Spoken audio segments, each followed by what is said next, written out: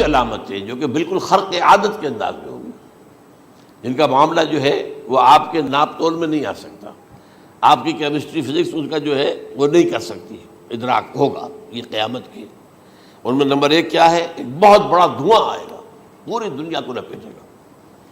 Number دو، دجال کا ظہور ہوگا، جو اپنی خدائی کا دعویٰ لے کر آئے گا اور بنوائے گا۔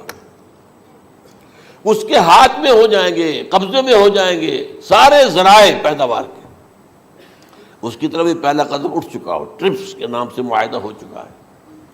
کوئی ملک اپنا بیج پیدا نہیں کر سکتا ہو، یہ بیج ہم نے ڈیولپ کیے ہیں۔ ان کے ڈیولپمنٹ سے پہلے تم ایک ایکڑ سے کتنی گندم لیتے تھے، آج کتنی لے رہے ہو؟ کس بنا پر؟ جینیٹکس کا جو کام ہم نے کیا ہے اس کی بنا پر ہو رہا۔ ہاں تو ہمارا حق ہے، اس کی رائلٹی ہمارے پاس آنی چاہیے۔ لہذا صرف ان اداروں سے، ملٹی نیشنل سے خریدا جائے گا بیج، اور بیج بھی وہ دیں گے وہ کہ جس سے جو فصل اگے گی وہ بیج نہیں لا سکتی، وہ بیج کا کام نہیں کر سکتی۔ جیسے آپ کو معلوم ہے کہ آپ کے ہاں جو گوشت کھایا جاتا ہے مرغے کا، تو مرغا وہ جو ہے اس میں مرغا ہو یا مرغی ہو، اس کے اندر کوئی وہ کیفیت ہی نہیں ہے۔ ان کے انڈے جو ہے ان سے آپ بچے حاصل نہیں کر سکتے، ہے تو انڈا، دیکھنے کو تو انڈا ہے، لیکن وہ بنڈا جو ہے اس سے بچہ تو نہیں حاصل کر سکتے۔ ایسے ہی وہ گندم کا بیج دیں گے، نظر آئے گی گندم، لیکن اس کے اندر وہ صلاحیت نہیں ہے کہ اس سے جو فصل اگے گی اس کا نتیجہ جو ہے وہ بھی آپ لے سکیں۔ یہ ہونا ہے، اللہ جانے، قدم اٹھ رہے ہیں ادھر۔ پھر یہ ہے کہ دابۃ الارض، زمین سے ایک حیوان نمودار ہوگا، زمین شق ہوگی۔ ابھی میں کہہ رہا ہوں خرق عادت ہے، یہ چیزیں وہ نہیں ہیں جو ہماری کسی حساب کتاب میں جو باتیں پہلے آئی ہیں وہ تو حساب کتاب میں آ رہی ہیں، ساری سمجھ میں آ رہی ہیں، ساری چیزیں مشاہدہ ان کا ہو رہا ہے۔ لیکن یہ ہے کہ دابۃ الارض، یہ کہتے ہیں کہ کوہ صفا، اس میں تو نہیں ہے حدیث میں، کوہ صفا پھٹے گا اور اس میں سے ایک حیوان دابہ وہ ظاہر ہوگا، تو اسی لیے فرمایا ہے وَإِذَا وَقَعَ الْقَوْلُ عَلَيْهِمْ أَخْرَجْنَا لَهُمْ دَابَّةً مِّنَ الْأَرْضِ تُكَلِّمُهُمْ، تو ہم اندر سے پیٹ کے چیر کر زمین کے پیٹ کو ایک حیوان کو برآمد کریں گے جو انسانوں سے بات کرے گا، گفتگو کرے گا۔ نمبر 4، طلوع الشمس من المغرب، یہ بھی خرق عادت، سورج تو طلوع ہوتا ہے مشرق سے، غروب ہوتا ہے مغرب میں، لیکن اس وقت معاملہ الٹا ہو جائے، یعنی جو کائنات کے اندر جو گڑبڑ ہوگی کچھ سمجھ میں بات آتی ہے کہ یہ معاملہ جو ہے یہ تو اس پورے سولر سسٹم کو اگر بدل دیتے ہیں تو مشرق مغرب ہو جانا، مغرب مشرق ہو جانا، یہ بالکل سمجھ میں آنے والی بات ہے۔ اس کے بعد ہے عیسیٰ ابن مریم کا نزول، جس کے بارے میں آج میں نے گفتگو کی ہے تفصیل سے۔ یہ نزول ہونا ہے، یہ علامات قیامت میں سے حضور نے بیان فرمایا ہے، اور قرآن مجید کی جو اصطلاحات ہیں اس کے حوالے سے میں نص قطعی جو ہے وہ میں آپ کے سامنے رکھ چکا ہوں۔ پھر یاجوج ماجوج کا ایک معاملہ ہے، یہ میں ابھی اس وقت زیادہ اس پر بات نہیں کر سکتا۔ حضرت عیسیٰ علیہ السلام کے نزول کے بعد 2 کام ہو گئے، یہودیوں کا قلع قمع ختم، تمام یہود، ایک کام تو یہ ہونا ہے، اور نمبر 2 عیسائیت کا ختم ہو جانا۔ عیسائیت کی نفی کر دیں گے، بھائی میں تم مجھے خدا کا بیٹا بنائے بیٹھے ہو، میں تم خدا کا بیٹا نہیں ہوں، میں تو اس کا بندہ ہوں، رسول ہوں، میں نے تم سے کب کہا تھا کہ مجھے خدا کا بیٹا بناؤ۔ نمبر 2 یہ کہ وہ خنزیر کو قتل کر دیں گے، یعنی یہ تم نے خنزیر کب سے کھانا شروع کر دیا؟ میں تو تم کو نکاح اجازت دے کر گیا تھا، یہ تو شریعت موسوی میں حرام تھا، اور میں کہہ کر گیا تھا کہ یہی شریعت تم پر لاگو رہے گی، ہاؤ کم تم نے کیسے کی؟ آج بھی بہت سے رومن کیتھولکس جو ہے وہ سور نہیں کھاتے، وہ اس میں ہے ان کے اندر کچھ نہ کچھ بعض جو ہے جو حضرت عیسیٰ کی تعلیمات کا کچھ اثر ان کے ہاں ہے۔ میں تو ایک مرتبہ، یہ 1971 کی بات ہے، 4-5 دن کے لیے برسلز میں رکا تھا، اس لیے کہ وہاں مجھے ایک صاحب نے خط لکھا تھا کہ وہاں ایک نوجوان ہے، ابھی اس ایمان لایا ہے، اور اس کے کچھ مسائل ہیں، ہم کوشش کر رہے ہیں ان کے مسائل حل کریں، آپ بھی جا رہے ہیں۔ میں انگلینڈ جا رہا تھا تو واپسی پر آپ ان کے یہاں چند دن ٹھہرے، میں حیران ہوا، ویسے اس نے مجھے اپنے گھر ٹھہرایا نہیں، اس لیے کہ ماں باپ تو اس کے کرسچن تھے، اور پولیس کا چیف آفیسر اس کا باپ تھا، چیف آف پولیس فورس۔ اس نے مجھ سے 1 دن کھانے پہ بلایا، میں ہوٹل میں ٹھہرایا مجھے، اس نے کہا آپ اطمینان سے یہاں کھانا کھائیں، اس گھر میں نہ آج تک کوئی شراب کی بوند آئی ہے اور نہ ہی کوئی بوٹی آئی ہے سور کی۔ Roman Catholics. اب اکلوتا بیٹا تھا یہ عبدالعزیز نے بعد میں بیان رکھا، وان کینٹر اس کا نام تھا جو کہ اوریجنل تھا، پھر اس نے نام رکھا عبدالعزیز وان کینٹر، پرانا نام بھی بہرحال رکھا. نہایت ایک نہایت خوبصورت، 28 سال کی عمر تھی، اور اس وقت میں نے دیکھا تھا کہ اس کی فقہی معلومات جو ہے میری معلومات سے 10 گنا زیادہ. اس کی وجہ کیا ہے؟ وہ گیا تھا موراکو میں ایز اے ٹیچر ملازمت کرنے، پیسہ کمانے. وہاں وہ مسلمانوں سے اس کا ہوا ربط ضبط ہوا، اسلام کی تعلیمات سامنے آئی، اسلام لے آیا. اب اکلوتا بیٹا ہے، اور ماں باپ جو ہے کرسچن کیتھولکس. جب وہاں سے واپس آیا تو پھر کہتے ہیں کہ ہمارے درمیان ایک معاہدہ ہے، وی آر لیونگ ٹوگیدر، لیکن یہ معاہدہ ہے ہم مذہب پہ بات نہیں کریں گے، بس باقی جو بھی ہے وہ ساتھ رہ رہے ہیں. لیکن میں حیران ہوا، مجھے معلوم نہیں تھا. اچھا اس کے بعد اس نے جب اسلام کا فیصلہ کیا تو اس کے سامنے سوال آیا کون سی فقہ اختیار کروں. تو اس نے بڑی جو ہے تھورو اسٹڈی کی ہے تمام فقہوں کی، کمپیریٹو اسٹڈی. ان کو کرنے کے بعد پھر فائنل فیصلہ اس کا یہ تھا کہ حنبلی فقہ میں اختیار کروں. چاروں فقہوں میں سب سے لیٹسٹ حنبلی ہے، یعنی حنفی نمبر 1، پھر مالکی نمبر 2، پھر اس کے بعد شافعی نمبر 3، پھر یہ امام احمد ابن حنبل ہے. اور امام احمد ابن حنبل کے زمانے تک احادیث بہت بڑے پیمانے پر جمع ہو چکی تھی، جبکہ ابھی حضرت امام ابو حنیفہ کے زمانے میں کوئی اتنا زیادہ جو ہے حدیث کا ابھی ذخیرہ نہیں بنا تھا. اسی پر تو لوگ حیران ہوتے ہیں کہ زیادہ حدیث امام ابو حنیفہ کے علم میں نہیں تھی، لیکن مجال ہے کہ ان کا کوئی فتویٰ جو ہے کتاب و حدیث کے، کتاب اور سنت کے خلاف ہو.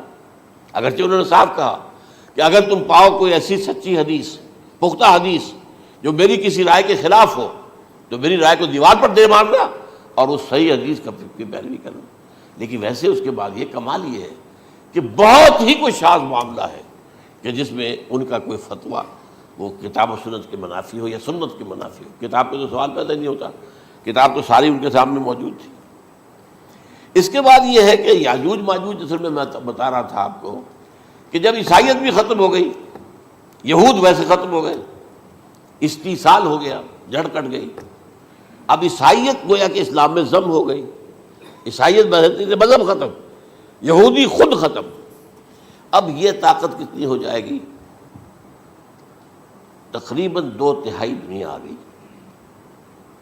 تمام اب عیسائی 2 ارب کے قریب ہیں، 1 ارب 90 کروڑ ہوں گے، یا مسلمان بھی 1 کروڑ 50-60 لاکھ ہیں.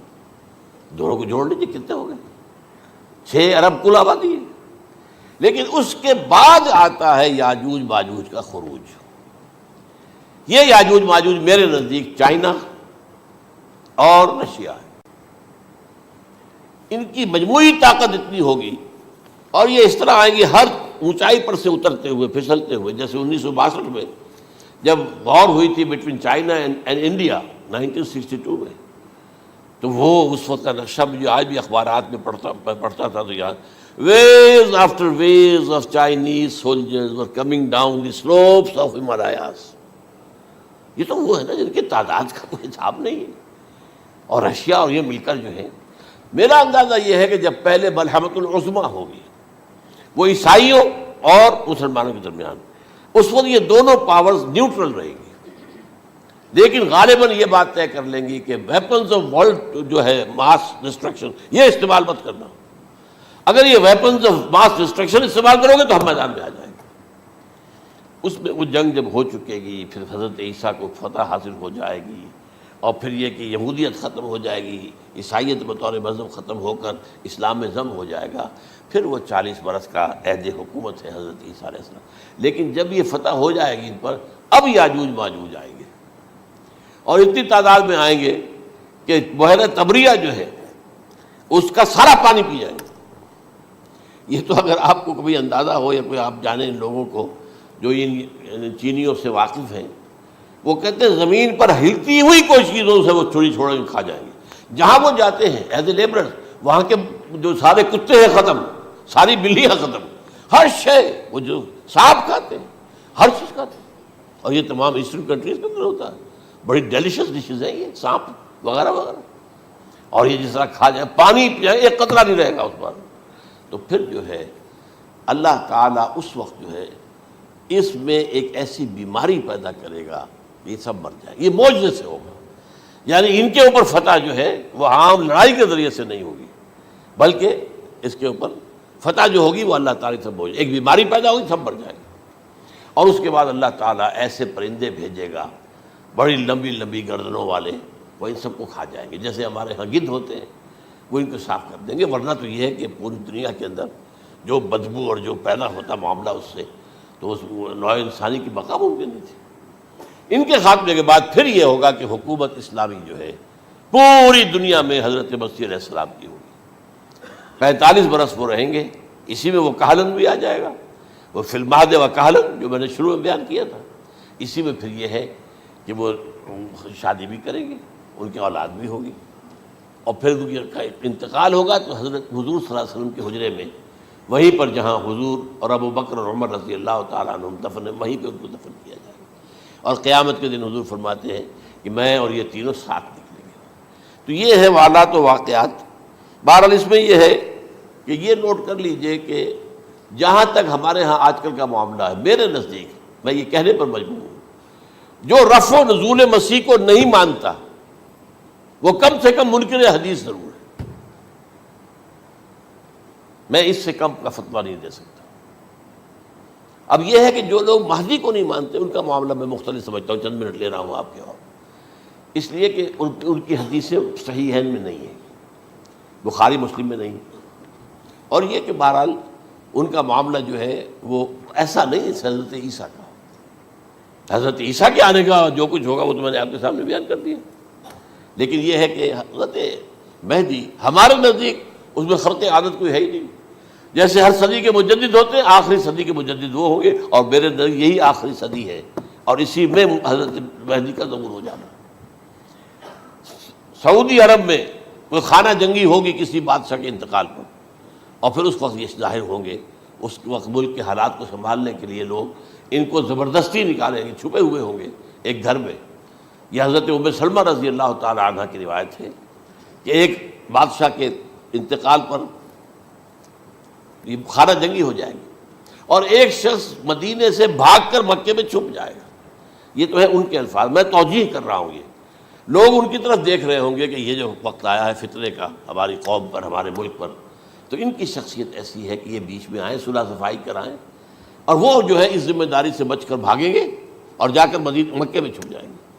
پھر لوگ انہیں تلاش کر کے نکالیں گے اور زبردستی ان کے ہاتھ پر بیعت کریں گے، ورنہ وہ اتنے بڑے منصب کو۔ اور پھر یہ بھی ہے، ایک حدیث میں آتا ہے یصلحو فی لیلۃ واحدہ، ایک رات میں ان کی مکمل اصلاح کر دیں گے۔ یعنی اگر کوئی تھوڑا بہت نقص اور عیب کوئی ہوا بھی، کوئی کمی کوتاہی ہوئی بھی، تو اللہ تعالیٰ ایک رات میں اصلاح کروا دیں گے۔ لیکن ہمارے نزدیک اس قدر کوئی خرق عادت ہے ہی نہیں۔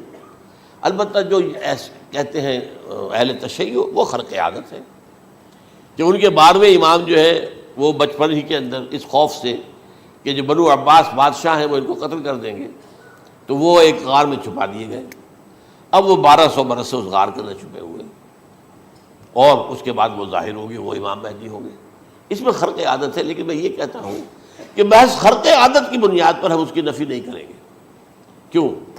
کیا ہم یہ نہیں مانتے کہ اصحاب کہف 300 برس تک سوئے رہے؟ یہ کیا عام بات ہے؟ حضرت عزیر علیہ السلام اللہ نے انہیں موت دی، موت، اور 100 برس کے بعد زندہ کر کے اٹھا لیا۔ تو خرق عادت حضرت عیسیٰ کو ہم اتنا بڑا خرق عادت مانتے ہیں کہ اٹھا کر آسمان پر، تیسرے آسمان کے اوپر ہیں، موجود ہیں، اب بھی ہیں۔